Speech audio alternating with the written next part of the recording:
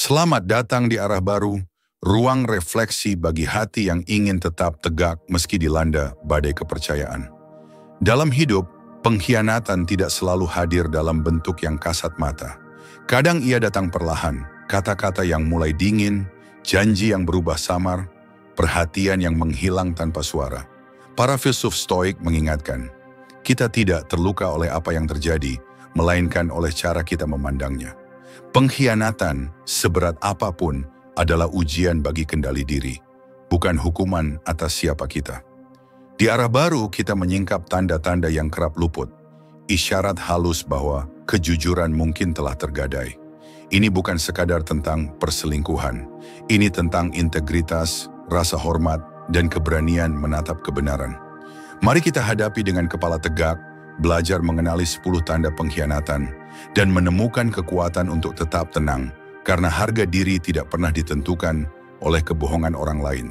Dalam perjalanan hidup, kita semua pernah berada pada titik di mana dunia terasa terlalu berat untuk dipikul sendiri.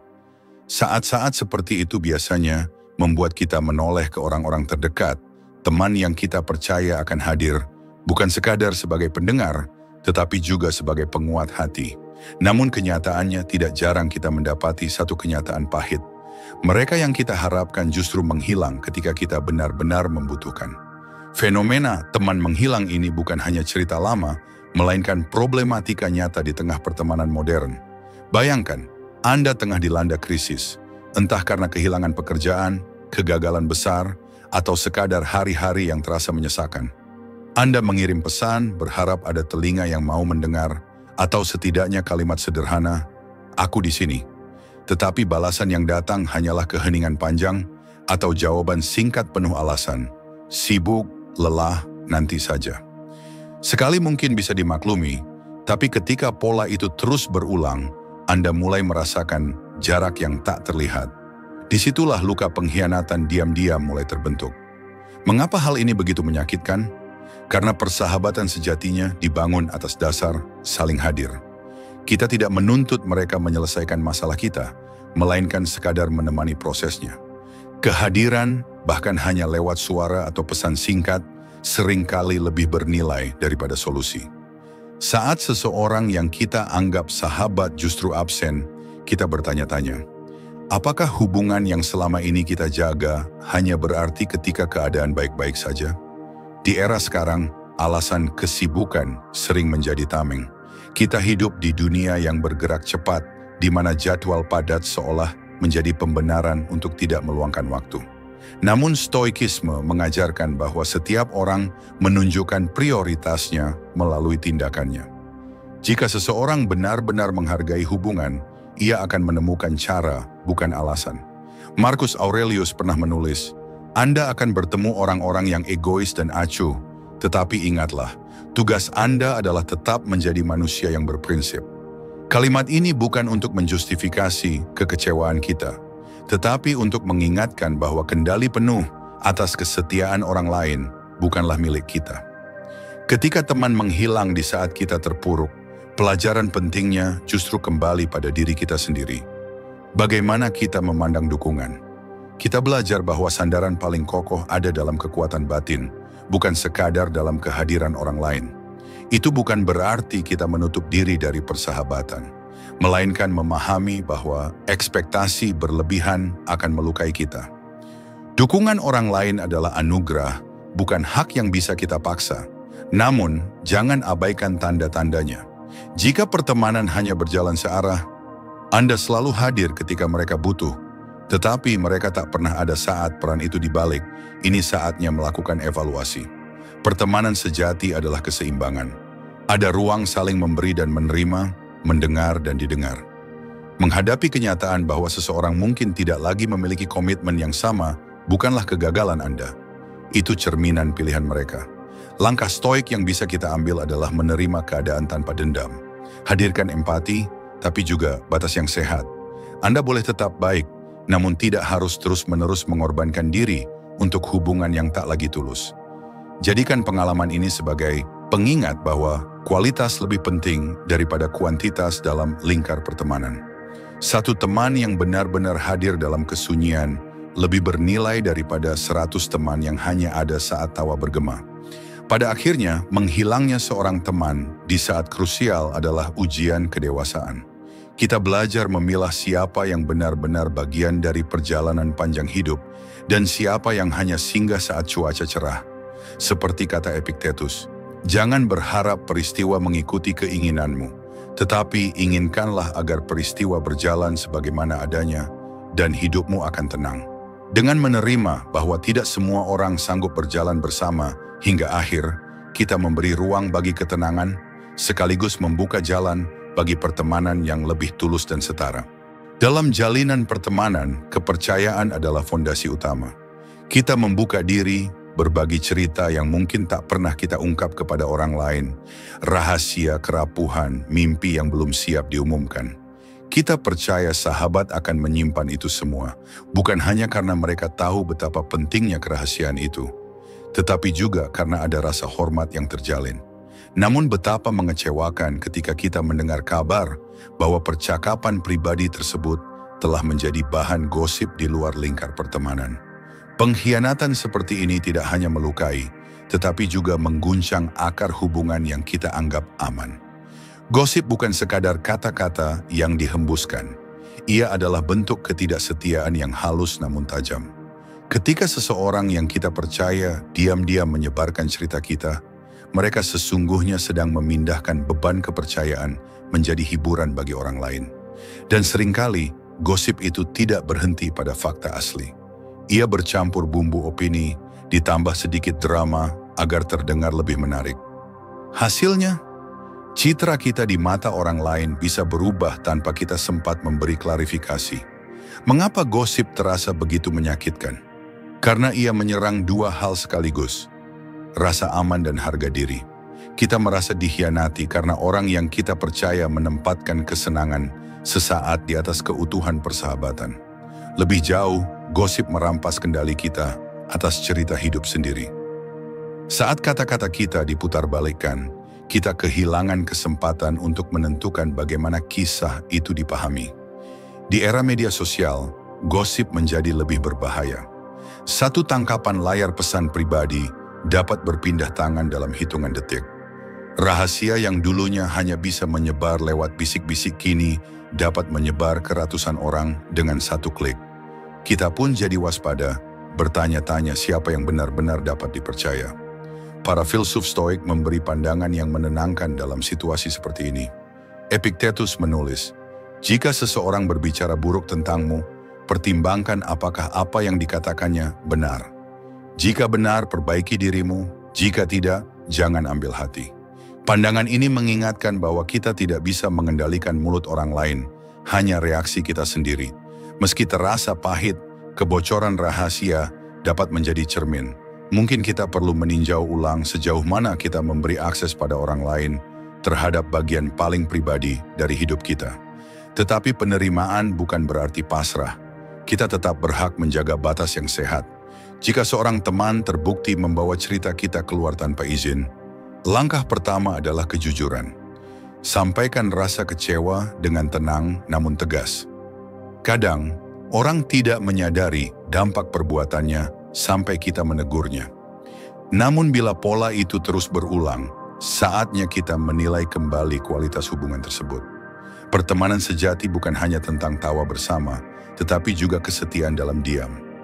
Gosip juga mengajarkan kita untuk bijak berbicara.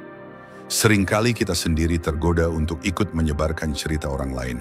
Namun pengalaman dikhianati seharusnya menanamkan empati. Kita tahu betapa perihnya kata-kata yang salah tempat. Memilih diam atau mengalihkan topik ketika obrolan bergeser menjadi gibah adalah latihan kebajikan yang disarankan para Stoik, menahan diri dari kesenangan sesaat demi integritas jangka panjang. Pada akhirnya, pengkhianatan melalui gosip bukan sekadar tentang orang yang membocorkan rahasia, tetapi tentang nilai-nilai yang mereka abaikan. Hormat, kepercayaan, dan tanggung jawab. Kita mungkin tidak bisa menghentikan setiap bisik-bisik, tetapi kita bisa menentukan siapa yang layak mendengar cerita kita. Lebih baik memiliki lingkar pertemanan kecil yang aman daripada kumpulan besar yang penuh kebisingan. Seperti kata Marcus Aurelius, Jangan biarkan pikiran orang lain merampas ketenanganmu. Ketika kita mendengar gosip tentang diri sendiri, ingatlah bahwa harga diri bukan ditentukan oleh rumor, melainkan oleh tindakan dan karakter kita sehari-hari. Dengan memegang kendali atas reaksi, kita menjaga martabat sekaligus memberi pelajaran diam-diam. Kepercayaan adalah anugerah, dan sekali disia-siakan, ia tak mudah kembali. Persahabatan sejati seharusnya menjadi ruang aman, tempat kita saling mendukung, berbagi kebahagiaan, dan tumbuh bersama. Namun tidak semua hubungan berjalan semurni yang kita harapkan. Ada momen ketika sebuah pertemanan mulai diwarnai ketegangan halus. Komentar yang tampak bercanda namun mengandung sindiran, tatapan yang seolah menilai setiap pencapaian kita, dan rasa tidak nyaman yang sulit dijelaskan. Inilah tanda dari kompetisi terselubung, persaingan diam-diam yang perlahan merusak kehangatan pertemanan. Kompetisi seperti ini seringkali tidak disadari sejak awal. Semuanya mungkin dimulai dengan sikap mendukung. Teman Anda terlihat bangga ketika Anda berhasil. Namun lambat laun, dukungan itu bergeser menjadi perbandingan. Saat Anda mendapat promosi, mereka mendadak menekankan kelebihan mereka sendiri. Ketika Anda menceritakan kabar baik, mereka menimpalinya dengan cerita yang lebih hebat. Bukan sekadar berbagi kegembiraan, tetapi seolah ingin memastikan bahwa posisi mereka tidak tertinggal. Mengapa fenomena ini begitu menguras emosi? Karena persahabatan seharusnya terbebas dari perlombaan. Kita berteman bukan untuk berlomba siapa yang lebih sukses, lebih populer, atau lebih beruntung. Ketika teman berubah menjadi pesaing diam-diam, kita merasa kebersamaan itu tercemar oleh rasa iri dan ego. Kita mulai ragu, apakah mereka benar-benar bahagia saat kita bahagia? Atau justru kesuksesan kita menjadi pengingat akan sesuatu yang mereka rasa kurang dalam hidupnya? Di era media sosial, bibit kompetisi terselubung kian subur. Setiap unggahan prestasi, pekerjaan baru, liburan mewah, hubungan romantik, dapat memicu perasaan tidak nyaman pada orang yang rapuh terhadap perbandingan. Teman yang dulu hangat mungkin tiba-tiba dingin, atau justru berlomba menampilkan pencapaian mereka sendiri. Tidak ada kata-kata tajam, tetapi ada jarak emosional yang terasa nyata. Para filsuf Stoik mengajarkan bahwa akar dari kecemburuan dan persaingan adalah pandangan kita yang keliru tentang kebahagiaan. Epictetus menulis, kebahagiaan dan kebebasan dimulai dari satu prinsip, tidak menaruh kepentingan pada hal-hal yang di luar kendali kita. Keberhasilan orang lain bukanlah ancaman bagi kita. Begitu pula, keberhasilan kita seharusnya tidak menimbulkan ancaman bagi orang lain. Namun ketika seorang teman belum memahami hal ini, mereka bisa terjebak dalam dorongan membandingkan diri, dan kita menjadi sasaran persaingan yang tak diucapkan. Bagaimana kita menyikapi teman dengan kecenderungan kompetitif tersembunyi? Pertama, penting untuk mengenali tanda-tandanya tanpa buru-buru menghakimi. Apakah mereka sering menanggapi kabar baik Anda dengan cerita tandingan? Apakah dukungan mereka terasa hambar atau disertai komentar yang meremehkan? Kesadaran ini penting agar kita tidak terjebak dalam pola yang melelahkan. Langkah berikutnya adalah menetapkan batas sehat. Anda tidak perlu memamerkan setiap pencapaian jika hal itu hanya memicu ketegangan. Bukan berarti Anda harus menutupi kebahagiaan, tetapi Anda berhak memilih lingkaran yang benar-benar mampu merayakan keberhasilan Anda tanpa rasa iri. Jika hubungan mulai terasa seperti ajang perlombaan, mungkin saatnya mengambil jarak emosional. Persahabatan sejati tidak seharusnya menuntut Anda untuk mengecilkan diri agar orang lain tidak merasa tertinggal. Namun pendekatan Stoik mengingatkan kita untuk tetap tenang dan tidak membalas dengan sikap yang sama. Kita tidak bisa mengontrol perasaan iri orang lain, tetapi kita bisa mengontrol cara kita merespons. Jangan ikut berlomba, jangan tergoda membuktikan siapa yang lebih unggul. Fokuslah pada perjalanan pribadi, karena kebahagiaan tidak diukur dari perbandingan. Kompetisi terselubung juga bisa menjadi cermin bagi kita.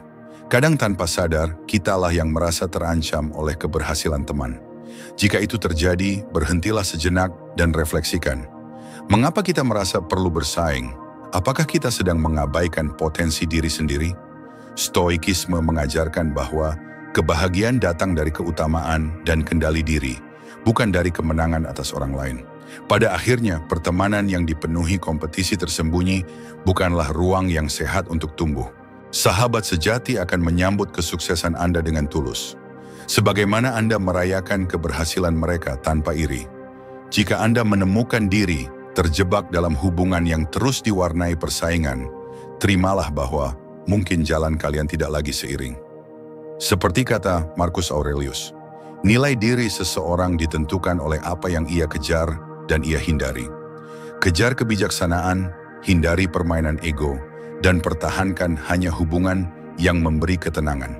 Dengan begitu, Anda menjaga martabat sekaligus membuka ruang bagi pertemanan yang lebih murni, pertemanan di mana kebahagiaan tidak diukur dari siapa yang berdiri lebih tinggi, melainkan dari kesetiaan yang saling menguatkan.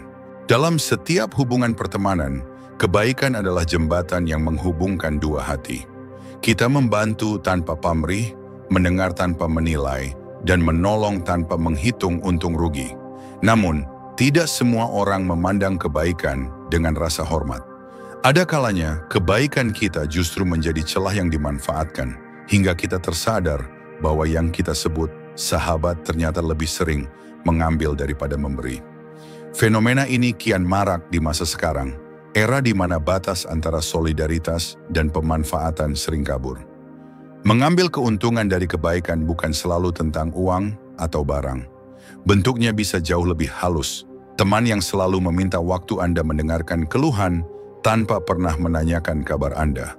Rekan yang terus meminta bantuan profesional tetapi menghilang saat Anda butuh dukungan. Atau orang yang kerap meminjam ide, koneksi, bahkan tenaga tanpa mengakui kontribusi Anda. Pada awalnya, mungkin kita menenangkan diri dengan alasan, dia memang sedang butuh. Namun, seiring waktu, pola itu berulang. Mereka hadir hanya ketika ada sesuatu yang bisa didapat, lalu pergi ketika Anda yang memerlukan perhatian. Mengapa situasi ini begitu melelahkan? Karena kebaikan seharusnya menjadi ruang saling memberi. Kita rela membantu karena percaya hubungan itu setara, bukan timbangan yang selalu berat sebelah. Ketika seseorang memanfaatkan kebaikan kita, keikhlasan pun terasa tercabik.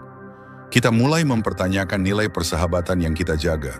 Apakah kita teman atau sekadar sumber daya? Di zaman serba cepat dan penuh tekanan, banyak orang tanpa sadar menjadikan pertemanan sebagai jaring pengaman sepihak. Mereka mencari keuntungan emosional, sosial, bahkan material tanpa niat membalas. Media sosial menambah keruh keadaan. Ada yang mendekati Anda hanya karena popularitas, jaringan profesional, atau demi citra di lingkar pertemanan. Kebaikan Anda yang seharusnya dihargai malah dianggap akses mudah untuk mencapai tujuan mereka. Filosofi Stoik memberikan perspektif yang menyejukkan. Marcus Aurelius pernah menulis, "Apa yang tidak berasal dari pilihan bebasmu tidak dapat merusakmu." Artinya, tindakan orang lain tidak akan mengubah siapa kita, kecuali kita sendiri yang mengizinkannya. Namun ini bukan berarti kita harus diam ketika diperlakukan tidak adil. Stoikisme menekankan kendali diri. Kita tidak bisa mengatur niat orang lain, tetapi kita bisa mengatur sejauh mana kita membuka ruang bagi mereka untuk mengambil keuntungan. Langkah pertama adalah kesadaran. Tanyakan pada diri sendiri, apakah saya terus-menerus memberi tanpa pernah merasa dipahami? Apakah bantuan saya selalu diminta, tetapi ucapan terima kasih bahkan jarang terdengar? Apakah saya merasa lelah, seolah energi terkuras setelah berinteraksi dengan teman tertentu? Jika jawabannya ya, itu tanda hubungan tidak lagi seimbang. Langkah kedua adalah menetapkan batas. Batas bukanlah dinding yang memutuskan pertemanan, melainkan pagar yang melindungi martabat Anda. Katakan dengan tegas namun hormat ketika Anda tidak bisa memenuhi permintaan yang berlebihan. Terkadang, kita takut dianggap pelit atau egois, tetapi sesungguhnya batas adalah bentuk kasih pada diri sendiri. Seperti kata Epictetus, ingatlah siapapun yang bisa membuatmu marah adalah tuanmu. Dia menguasaimu sejauh engkau membiarkan dirimu dikuasai. Begitu juga dengan mereka yang mengambil keuntungan. Mereka hanya bisa terus melakukannya jika Anda membiarkannya. Kita juga perlu meninjau kembali motivasi pribadi. Kadang kita memberi terus-menerus karena ingin diterima, dihargai, atau dianggap teman baik. Padahal kebaikan sejati tidak lahir dari keinginan untuk disukai, melainkan dari ketulusan yang disertai kebijaksanaan. Memberi tanpa batas bukan tanda ketulusan, tetapi bisa menjadi cermin bahwa kita takut kehilangan persahabatan, meski yang kita pertahankan hanyalah ilusi. Menghadapi teman yang memanfaatkan kebaikan memang tidak mudah. Ada rasa bersalah saat menolak, ada kekhawatiran hubungan akan retak. Namun ingatlah, persahabatan sejati tidak berdiri di atas pengorbanan sepihak. Teman yang benar-benar menghargai Anda akan memahami batas dan menghormati keputusan Anda. Jika mereka pergi ketika Anda mulai berkata, tidak, itu pertanda bahwa kehadiran mereka memang didorong oleh keuntungan, bukan ketulusan. Pada akhirnya, pengalaman ini mengajarkan kita seni memberi dengan bijak. Kebaikan bukanlah kelemahan, ia adalah kekuatan yang membutuhkan pengelolaan. Jadilah baik, tetapi jangan biarkan kebaikan menjadi pintu bagi orang yang hanya ingin mengambil. Seperti air yang terus mengalir, kebaikan Anda akan menemukan jalan yang tepat kepada mereka yang tahu cara menghargainya. Dan ketika Anda belajar menjaga keseimbangan antara memberi dan melindungi diri, Anda tidak hanya menjaga harga diri, tetapi juga memberi ruang bagi pertemanan yang lebih sehat dan tulus, di mana kebaikan diperlakukan sebagai anugerah, bukan sebagai kesempatan untuk dimanfaatkan. Dalam setiap hubungan, baik itu pertemanan, keluarga, maupun pekerjaan, batasan pribadi adalah fondasi yang menjaga kesehatan emosional dan saling menghormati. Batasan bukan tembok pemisah, melainkan pagar yang menandakan, inilah ruang pribadiku, dan aku berharap engkau menghargainya. Namun dalam realitas pertemanan modern, kita kerap menemui teman yang tanpa sadar, bahkan dengan sengaja, mengabaikan pagar itu. Mereka melintasi batas dengan dalih kedekatan, seolah karena kita sahabat, maka semua hal boleh diakses. Disinilah pengkhianatan halus sering terjadi, ketika privasi dan kenyamanan kita tidak lagi dihormati. Bayangkan seorang teman yang tanpa izin membuka ponsel Anda, membaca pesan pribadi, atau ikut campur dalam masalah keluarga hanya karena merasa punya hak tahu segalanya. Atau teman yang memaksa hadir di setiap keputusan hidup Anda, dari karier, hubungan, hingga pilihan gaya hidup, lalu merasa tersinggung ketika Anda memilih berbeda. Pada awalnya mungkin tampak sepele, seperti bercanda atau bentuk perhatian. Namun jika dibiarkan, pelanggaran kecil ini menumpuk dan membuat Anda kehilangan kendali atas ruang diri sendiri. Mengapa perilaku ini begitu mengganggu? Karena batasan pribadi adalah cara kita melindungi identitas dan keseimbangan batin. Setiap orang memiliki zona nyaman yang unik. Apa yang mau dibagikan, kapan, dan kepada siapa. Ketika teman mengabaikan itu, seolah-olah mereka berkata bahwa perasaan dan kenyamanan kita tidak penting. Akibatnya, kita merasa tidak aman, bahkan dalam lingkar pertemanan yang seharusnya menjadi tempat beristirahat. Di era serba terbuka, pelanggaran batas semakin kompleks. Media sosial menumbuhkan anggapan bahwa setiap detail hidup pantas dibagikan dan dikomentari.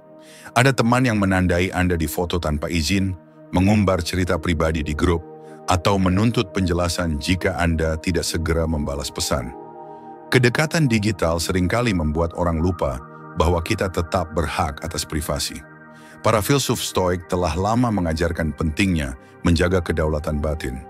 Epictetus menulis, jangan serahkan pikiranmu pada orang lain, jagalah agar tetap dalam kekuasaanmu sendiri. Batasan pribadi adalah wujud nyata dari ajaran ini. Kita tidak bisa mengendalikan sikap orang lain, tetapi kita bisa mengatur sejauh mana orang lain masuk ke dalam kehidupan kita. Menetapkan batas bukan berarti menolak kedekatan, melainkan memastikan bahwa kedekatan itu terjalin dengan rasa hormat. Langkah pertama adalah menyadari hak kita. Kita sering kali ragu menetapkan batas karena takut disebut kaku atau egois. Padahal batas adalah kebutuhan, bukan pilihan egois. Anda berhak menentukan kapan ingin sendiri, informasi apa yang ingin dibagikan, dan keputusan apa yang hanya menjadi urusan pribadi. Hak ini tidak berkurang meski Anda bersahabat lama dengan seseorang. Langkah berikutnya adalah komunikasi yang tegas namun penuh hormat. Katakan dengan jelas ketika suatu tindakan membuat Anda tidak nyaman. Aku menghargai kepedulianmu, tapi ada hal yang tidak ingin aku bagi sekarang. Kejujuran seperti ini bukan untuk menyinggung, melainkan memberi pemahaman. Jika teman Anda benar-benar menghargai hubungan tersebut, mereka akan belajar menahan diri dan menyesuaikan sikap. Namun tidak semua orang mampu atau mau mengerti. Ada yang menanggapi batas dengan drama, menuduh Anda berubah, dingin, atau menolak keakraban. Disinilah kebijaksanaan Stoik diperlukan. Marcus Aurelius menulis, "Orang lain bebas berbuat salah. Aku bebas untuk tidak terganggu karenanya."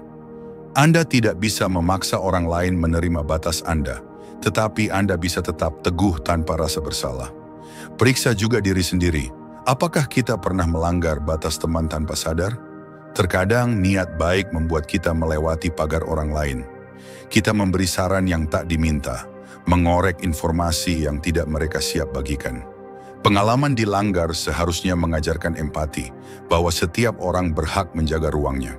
Ketika batas terus dilanggar meski sudah diingatkan, mungkin saatnya mengambil jarak. Persahabatan sejati tidak menuntut pengorbanan privasi. Teman yang sehat akan menghargai tidak Anda sama seperti mereka menghargai ia. Mengurangi interaksi bukan berarti memutus hubungan, tetapi bentuk perlindungan diri. Kita hanya bisa menjaga kedamaian batin jika kita berani menjaga pagar itu tetap tegak. Pada akhirnya, menghormati batasan pribadi adalah tanda kedewasaan dalam pertemanan. Tanpa batas, kedekatan berubah menjadi tekanan. Tanpa pagar, kasih sayang kehilangan keseimbangannya. Dengan menetapkan dan menghormati batas, kita tidak hanya menjaga martabat sendiri, tetapi juga menciptakan hubungan yang lebih tulus. Hubungan di mana kepercayaan tidak diukur dari seberapa banyak yang kita ungkap, melainkan dari seberapa besar kita saling menghormati. Ruang yang tak terlihat namun sangat berarti. Dalam setiap hubungan, terutama pertemanan, kejujuran adalah fondasi yang membuat kita merasa aman untuk membuka diri. Kejujuran bukan sekadar berkata benar, ia adalah kesediaan menghadirkan diri apa adanya, tanpa topeng dan kepura-puraan. Tanpa kejujuran, persahabatan hanya menjadi panggung sandiwara, di mana kita tak pernah benar-benar mengenal satu sama lain. Sayangnya, di tengah pergaulan modern yang sering dipenuhi basa-basi dan pencitraan, kita kerap menjumpai teman yang mengabaikan kejujuran, baik dalam ucapan, sikap, maupun niat tersembunyi. Mengabaikan kejujuran bisa hadir dalam berbagai bentuk. Ada kebohongan terang-terangan, menutupi fakta penting, mengubah cerita, atau sengaja menyembunyikan informasi. Namun seringkali bentuknya lebih samar. Kata-kata yang setengah benar, janji yang dilanggar diam-diam, atau sikap yang tidak sejalan dengan ucapan. Misalnya, teman yang mengaku mendukung keputusan Anda, tetapi diam-diam mengkritik di belakang. Atau teman yang berjanji hadir pada momen penting, lalu menghilang tanpa penjelasan yang jujur. Awalnya mungkin tampak kecil, tetapi kebiasaan ini menggerogoti rasa percaya, sedikit demi sedikit, seperti karat yang merusak logam. Mengapa ketidakjujuran begitu melukai? Karena persahabatan sejati dibangun atas kepercayaan yang saling diberikan. Ketika kita berbicara, kita percaya kata-kata itu adalah cerminan hati. Ketika kita mendengar janji, kita berharap komitmen itu nyata.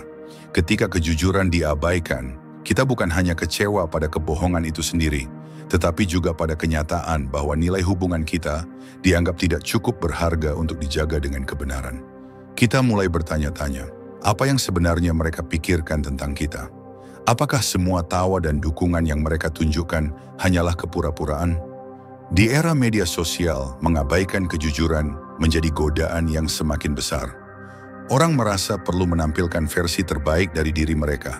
Foto yang dipoles, cerita yang dibesar-besarkan, emosi yang disembunyikan.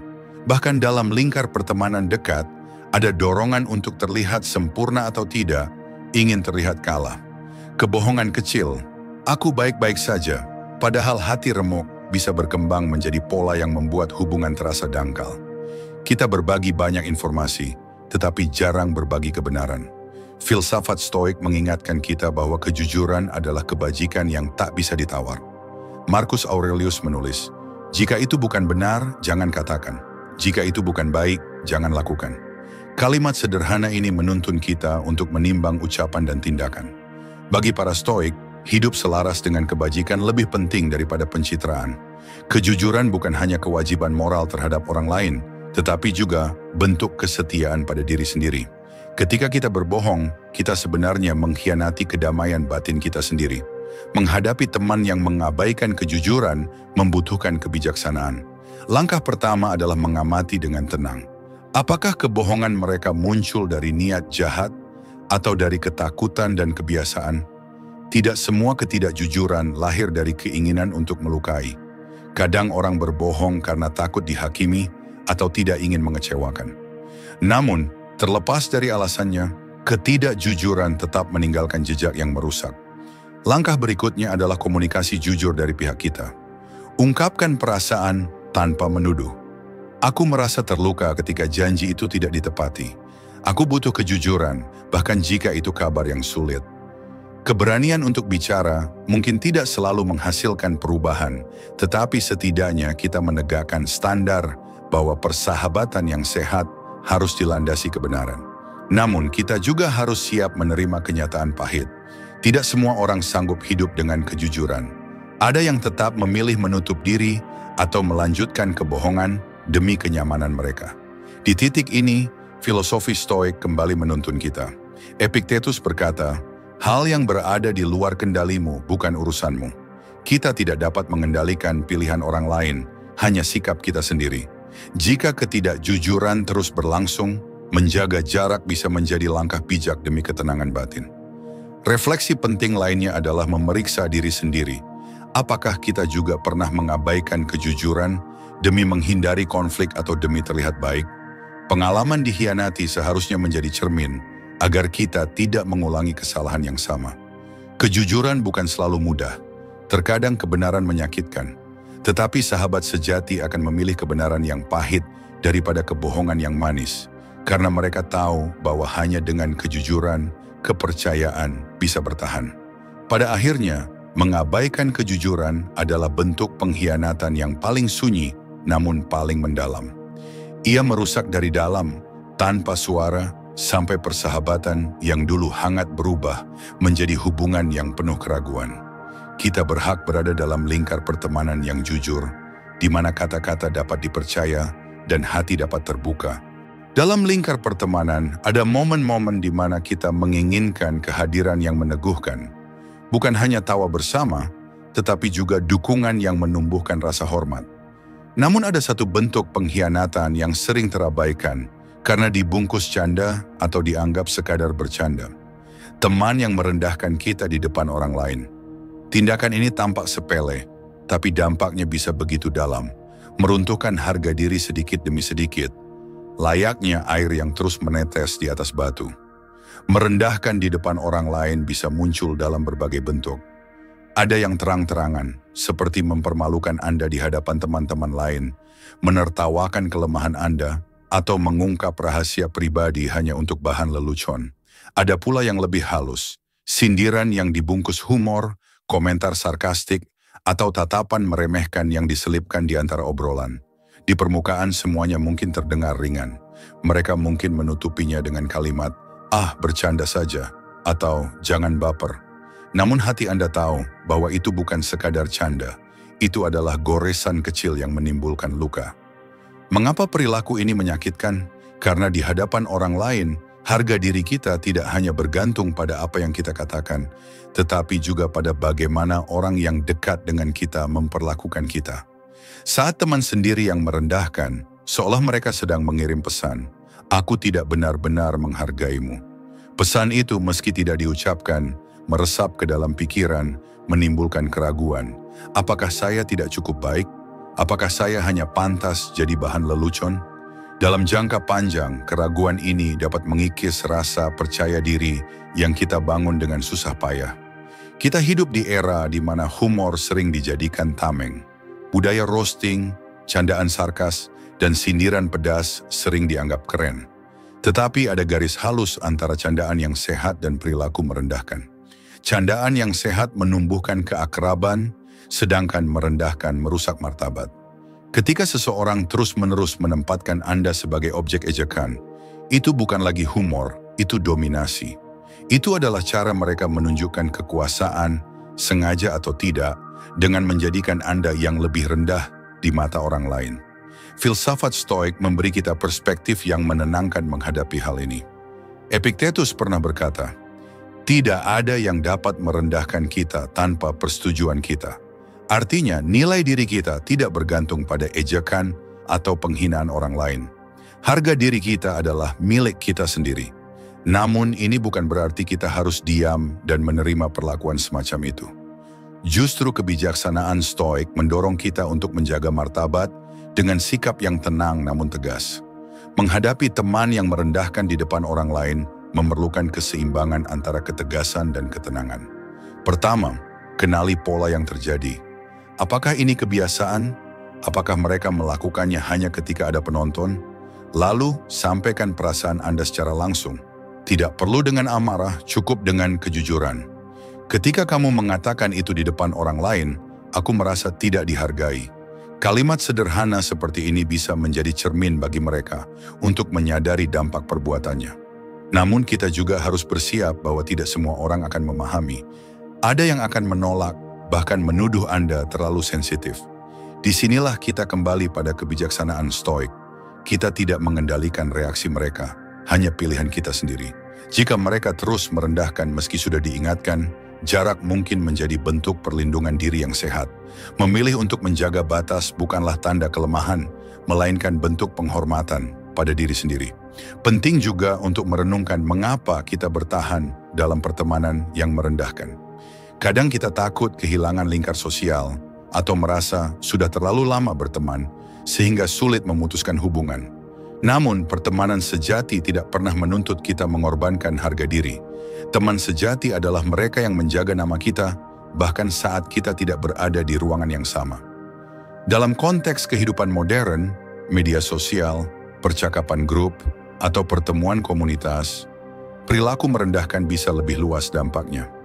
Sekali sebuah komentar pedas diucapkan atau ditulis, ia bisa diabadikan, di-screenshot, disebarkan. Rasa malu pun berlipat. Karena itu, penting untuk menilai ulang. Apakah lingkaran ini mendukung pertumbuhan saya atau justru menahan saya dalam siklus saling meremehkan? Refleksi terakhir yang tak kalah penting adalah memeriksa diri sendiri. Jangan sampai kita tanpa sadar juga menjadi pelaku. Apakah kita pernah melontarkan candaan yang sebenarnya merendahkan? Apakah kita menertawakan kelemahan teman dengan dalih keakraban? Pengalaman menjadi korban seharusnya menajamkan kepekaan kita agar tidak mengulang pola yang sama. Pada akhirnya merendahkan di depan orang lain adalah bentuk pengkhianatan yang memudarkan inti persahabatan. Rasa saling menghargai. Anda bisa kena derai alasan yang membenarkannya, bahkan alasan hanya bercanda. Kita berhak berada di tengah teman yang mengangkat, bukan yang menekan ke bawah. Dengan menegakkan batas, menjaga kata, dan menghormati martabat sendiri, kita bukan hanya melindungi diri dari luka, tetapi juga menunjukkan jalan bagi pertemanan yang lebih dewasa. Pertemanan yang tumbuh dari hormat, bukan ejekan. Dalam jalinan pertemanan yang sehat, kita berharap ada keseimbangan. Saling hadir, saling mendengar, saling menolong. Persahabatan sejati adalah ruang di mana kita bisa berbagi cerita bahagia, juga tempat kembali ketika hati kita letih. Namun ada satu pola yang sering menyelinap tanpa kita sadari. Teman yang hanya muncul ketika mereka membutuhkan sesuatu. Pada awalnya mungkin terlihat wajar. Semua orang kadang butuh bantuan. Tetapi seiring waktu, kita mulai merasakan ketimpangan. Mereka hadir hanya saat meminta, bukan saat memberi. Teman seperti ini biasanya muncul dengan pesan mendadak. Entah meminta saran, meminjam barang, atau bahkan menginginkan dukungan emosional yang mendalam. Saat kita sedang sibuk, mereka mendesak. Ketika kita memberi, mereka berterima kasih singkat lalu menghilang. Namun ketika kita yang membutuhkan, balasan yang datang hanyalah keheningan. Tak ada tanya kabar, tak ada kepedulian, seolah kehadiran kita hanya dihitung sejauh manfaat yang bisa diberikan. Mengapa pola ini terasa begitu melelahkan? Karena persahabatan yang tulus adalah tentang keterlibatan, bukan sekadar transaksi. Dalam hubungan yang setara, kita saling berbagi bukan karena mengharap imbalan, tetapi karena menghargai satu sama lain sebagai manusia. Ketika seseorang hanya hadir saat membutuhkan, Persahabatan berubah menjadi semacam kontrak sepihak. Anda memberi, mereka menerima. Lama-kelamaan Anda mulai mempertanyakan nilai hubungan itu. Apakah saya sahabat atau hanya sumber daya? Bentuk kehadiran yang hanya berbasis kebutuhan bisa sangat halus.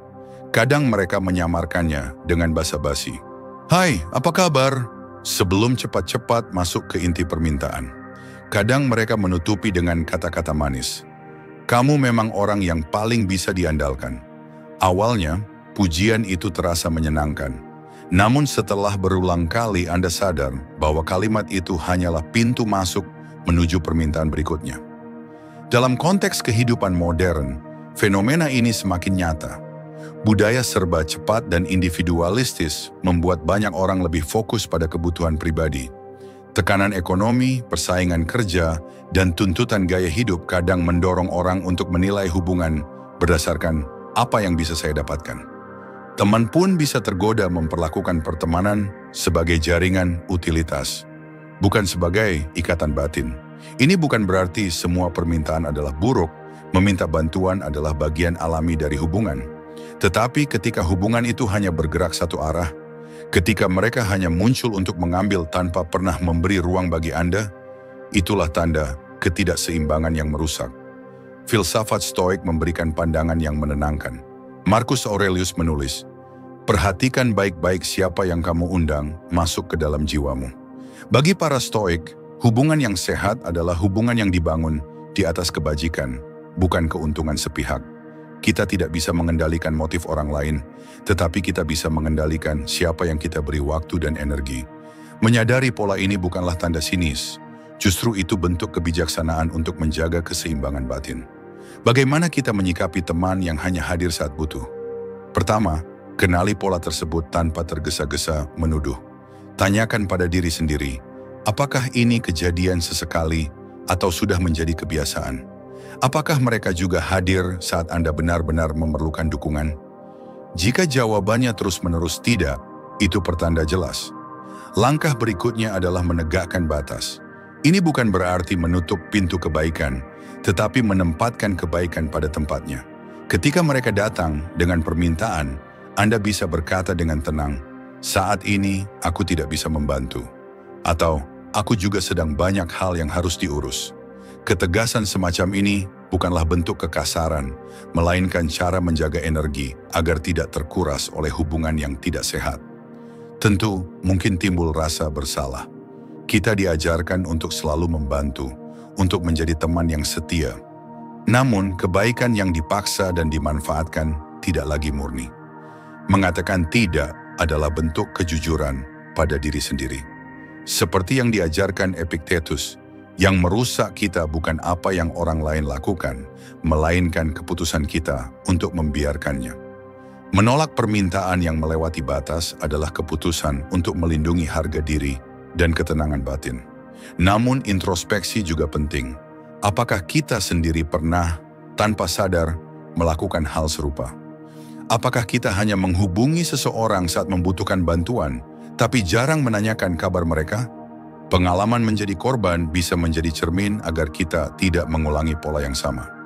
Persahabatan sejati menuntut kesadaran dua arah. Hadir bukan hanya ketika butuh, tetapi juga ketika tak ada kepentingan apa-apa. Dalam setiap persahabatan, kita mengharapkan keterbukaan dan rasa saling menghargai. Namun ada pengalaman yang begitu membingungkan sekaligus menyakitkan. Ketika seseorang yang kita anggap dekat tiba-tiba menjauh tanpa sepatah kata, tanpa alasan, tanpa kejelasan. Fenomena ini sering disebut ghosting, tetapi di luar istilah modern, hakikatnya sama. Kepergian diam-diam yang meninggalkan kita dengan tanya tak terjawab. Awalnya mungkin hanya perubahan kecil. Pesan yang dulu cepat dibalas kini hanya dibaca tanpa respon. Undangan hangout yang biasanya disambut antusias tiba-tiba ditolak dengan alasan samar. Lalu perlahan, komunikasi berhenti sepenuhnya. Tidak ada konflik besar, tidak ada pertengkaran, hanya keheningan yang menggantung. Kita pun bertanya-tanya, apakah saya berbuat salah? Apakah ada kata-kata yang menyinggung? Pertanyaan demi pertanyaan berputar, menciptakan ruang kosong yang dipenuhi asumsi. Mengapa kejadian ini begitu menyakitkan? karena manusia pada dasarnya mencari makna. Ketika hubungan terputus tanpa penjelasan, kita kehilangan kesempatan untuk memahami. Kita tidak hanya kehilangan teman, tetapi juga kejelasan. Luka itu bukan semata pada hilangnya hubungan, melainkan pada ketidakpastian yang ditinggalkan. Ketika alasan tidak diungkap, kita cenderung menyalahkan diri sendiri. Kita mengulang percakapan di kepala, mencari petunjuk yang mungkin tak pernah ada. Fenomena ini semakin sering terjadi di era digital. Dengan media sosial, seseorang bisa menghilang hanya dengan berhenti mengirim pesan atau memutus koneksi daring. Tidak perlu menghadapi tatapan mata, tidak perlu kata perpisahan. Dunia yang serba cepat membuat menghindar terlihat mudah, seolah tak perlu lagi keberanian untuk berbicara jujur. Tetapi kemudahan ini memiliki harga, meninggalkan luka psikologis bagi yang ditinggalkan. Filsafat Stoik memberi kita cara pandang yang menenangkan. Epictetus berkata, hal-hal di luar kendalimu bukanlah milikmu, terimalah dengan tenang. Kita tidak dapat mengendalikan keputusan orang lain, bahkan orang yang kita anggap sahabat sejati. Kepergian mereka, meski tanpa alasan, adalah bagian dari hal-hal yang berada di luar kuasa kita. Namun, ini bukan berarti kita menafikan rasa sakit. Justru, stoikisme mengajarkan kita untuk mengakui emosi itu, merasa kecewa, sedih, bahkan marah, tanpa terjebak di dalamnya. Menjauh tanpa penjelasan bisa lahir dari banyak motif. Kadang orang menarik diri karena masalah pribadi yang tidak sanggup mereka ungkapkan. Mungkin mereka bergulat dengan depresi, kecemasan, atau konflik batin yang tidak ada hubungannya dengan kita. Kadang pula, mereka memang merasa hubungan itu tidak lagi sejalan, tetapi tidak memiliki keberanian untuk mengatakannya. Alasan apapun, kita tidak dapat menebak dengan pasti. Dan disinilah kita diajak belajar melepaskan kebutuhan untuk selalu tahu. Bagaimana kita menyikapinya? Pertama, beri diri ruang untuk merasakan. Jangan menekan kekecewaan seolah itu tanda kelemahan. Tulis perasaan dalam jurnal, ceritakan pada orang yang bisa dipercaya, atau renungkan dalam keheningan. Mengakui rasa sakit adalah langkah awal untuk memulihkan diri. Kedua, hindari dorongan untuk terus mengejar jawaban dari orang yang telah memilih diam. Mengirim pesan berulang kali, memohon penjelasan, hanya akan menambah beban batin. Terkadang, tidak adanya jawaban adalah jawabannya. Langkah penting lainnya adalah menjaga martabat diri. Ketika seseorang memutuskan pergi tanpa penjelasan, itu adalah keputusan mereka, bukan cerminan nilai kita. Kita tetap berharga, terlepas dari cara orang lain memperlakukan kita. Marcus Aurelius menulis, "Jangan biarkan pikiran orang lain mencuri kedamaianmu." Kalimat ini menegaskan bahwa ketenangan batin tidak seharusnya bergantung pada kehadiran atau penjelasan dari orang lain. Namun pengalaman ini juga menjadi cermin. Apakah kita pernah tanpa sadar melakukan hal yang sama kepada orang lain? Mungkin ada hubungan yang kita tinggalkan tanpa keberanian untuk berbicara. Pengalaman ditinggalkan tanpa kata bisa mengajarkan kita pentingnya menutup hubungan dengan cara yang lebih dewasa. Meski sulit, memberi penjelasan, walau singkat, adalah bentuk penghormatan terhadap ikatan yang pernah ada. Ketika kita mulai menerima kenyataan, kita memberi ruang bagi hal-hal baru untuk tumbuh. Kita belajar bahwa tidak semua orang yang hadir akan tinggal selamanya. Beberapa persahabatan hanya hadir untuk satu bab dalam hidup kita, dan itu tidak membuatnya sia-sia. Setiap pertemuan membawa pelajaran tentang keteguhan hati, tentang batas, dan tentang kekuatan untuk berdiri sendiri. Pada akhirnya, teman yang menjauh tanpa penjelasan mengingatkan kita pada sifat dasar kehidupan. Segala sesuatu berubah dan tidak semua perubahan bisa kita pahami. Tugas kita bukan memaksa jawaban, melainkan menjaga integritas dan kasih sayang pada diri sendiri. Dalam perjalanan hidup, kita semua memiliki dorongan alami untuk bertumbuh. Belajar hal baru, mengejar cita-cita, memperluas wawasan, dan memperbaiki diri. Pertumbuhan adalah tanda bahwa kita hidup, bukan hanya bernapas, tetapi bergerak maju.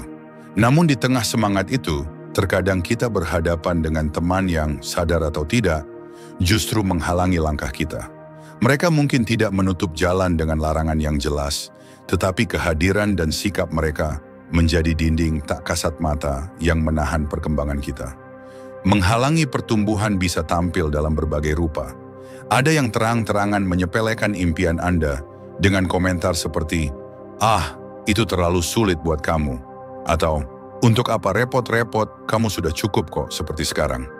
Ada pula yang lebih halus, menertawakan ide baru Anda, mengalihkan percakapan setiap kali Anda berbicara tentang rencana masa depan, atau membuat Anda merasa bersalah karena memilih fokus pada pendidikan, karier, atau pengembangan diri ketimbang menghabiskan waktu bersama mereka. Pada awalnya sikap ini mungkin terlihat seperti candaan, tetapi jika diulang terus-menerus, ia menjadi pesan tak langsung. Jangan berubah. Tetaplah di tempat yang membuat kami nyaman. Mengapa perilaku ini bisa muncul? Terkadang itu lahir dari ketakutan mereka sendiri. Ketika Anda bertumbuh, mereka merasa tertinggal. Ketika Anda memperluas wawasan, mereka cemas akan kehilangan kedekatan lama. Ketika Anda mulai mengejar tujuan yang lebih besar, mereka merasa cermin diri mereka memantulkan kekurangan yang belum mereka hadapi. Dengan kata lain, resistensi mereka sering lebih berbicara tentang ketakutan mereka sendiri ketimbang tentang perjalanan Anda. Namun apapun alasannya, dampaknya nyata. Anda bisa mulai meragukan diri sendiri, menahan ambisi, atau merasa bersalah karena ingin lebih.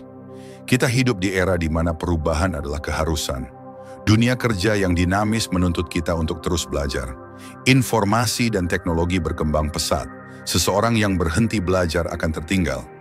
Maka ketika teman justru menghalangi pertumbuhan, itu bukan sekadar persoalan pribadi, itu ancaman pada masa depan kita. Jika kita terlalu lama berada di sekitar orang yang meremehkan atau menghambat, kita bisa terbiasa mengecilkan potensi kita sendiri. Filsafat Stoik menegaskan pentingnya menjaga kebebasan batin untuk berkembang. Marcus Aurelius menulis, "Jangan biarkan jiwa orang lain menahan jiwa Anda."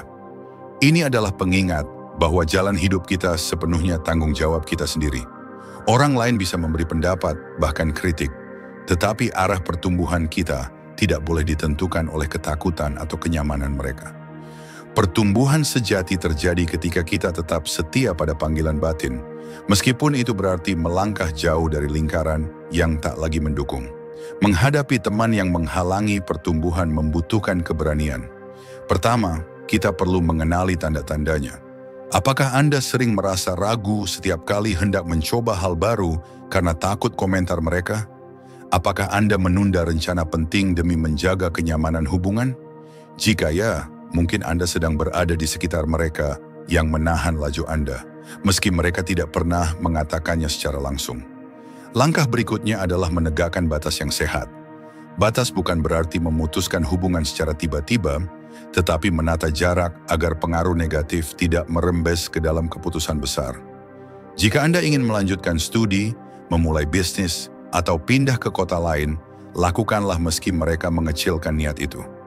Anda tidak perlu meyakinkan mereka, karena pertumbuhan tidak memerlukan izin siapapun. Batas ini juga berarti memilih dengan bijak apa yang kita bagikan. Tidak semua rencana masa depan harus diceritakan kepada mereka yang tidak mendukung. Tentu kadang muncul rasa bersalah. Kita khawatir dianggap sombong atau lupa teman. Tetapi ingatlah, memilih bertumbuh bukanlah pengkhianatan. Itu adalah bentuk tanggung jawab pada potensi yang kita miliki. Seperti pohon yang terus meninggi, kita tidak meminta maaf pada tanah karena akar kita menembus lebih dalam dan cabang kita menjangkau lebih luas. Pertumbuhan adalah hak sekaligus kewajiban kita sebagai manusia.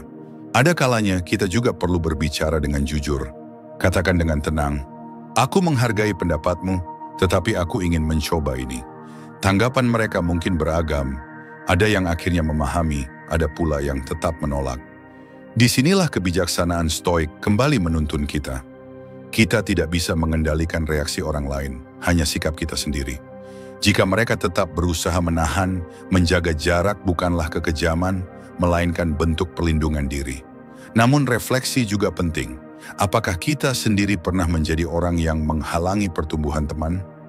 Kadang tanpa sadar, kita menertawakan impian orang lain karena kita takut tertinggal. Pengalaman ini mengajarkan kita untuk lebih berhati-hati agar tidak menjadi penghalang bagi siapapun. Kita telah menelusuri 10 tanda pengkhianatan yang sering tersembunyi. Dari teman yang menghilang saat kita butuh, hingga mereka yang merendahkan atau menghalangi langkah kita. Semua ini bukan untuk menumbuhkan curiga, tetapi untuk mengajak kita lebih sadar, agar kita menjaga harga diri dan memilih lingkaran yang meneguhkan, bukan meruntuhkan. Di arah baru kami percaya bahwa kebahagiaan bukan sekadar ditemani banyak orang, tetapi dikelilingi hubungan yang sehat dan penuh integritas. Filsafat Stoik mengingatkan, kendalikan yang bisa kita kendalikan, pikiran, sikap, dan keberanian untuk menjaga batas. Mari bersama belajar menata hati, menegakkan nilai, dan bertumbuh tanpa takut ditinggalkan. Tekan subscribe dan nyalakan notifikasi agar setiap renungan baru menjadi pijakan yang menuntun Anda pada arah hidup yang lebih jernih, tenang, dan penuh makna.